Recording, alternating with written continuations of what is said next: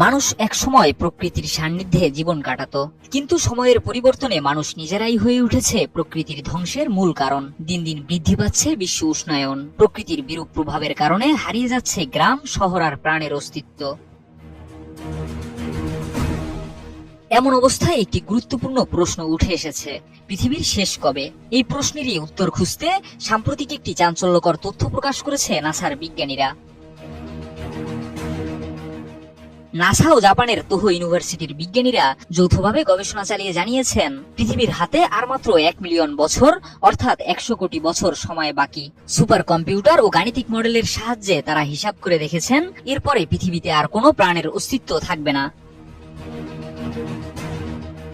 টানা সপ্তমবারের মতো best tissue paper brand হিসেবে স্বীকৃতি পেয়েছে বসুন্ধরা টিস্যু। গবেষণায় উঠে এসেছে, পৃথিবীর জীবনের ইতি টানবে সূর্য। ভবিষ্যতে সূর্যের তাপমাত্রা এতটাই বেড়ে যাবে যে এটি আশেপাশের গ্রহগুলোকে পুড়িয়ে ছাই করে দেবে, এমনকি পৃথিবীকেও করে দেবে নিঃশেষ। সূত্র মতে 99,99,99,996 সালের পর পৃথিবীতে জীবন ধারণ প্রায় অসম্ভব হয়ে উঠবে, আর 100,2021 সালের পরে পৃথিবীতে আর কোনো প্রাণের চিহ্নই থাকবে না। গবেষকরা আরো জানিয়েছেন, সূর্যের ব্যাস বৃদ্ধি এবং অতিরিক্ত তাপমাত্রার ফলে পৃথিবীর বায়ুমণ্ডলে অক্সিজেনের পরিমাণ কমে যাবে এবং পরিবেশের ভারসাম্য চিরতরে নষ্ট হয়ে যাবে।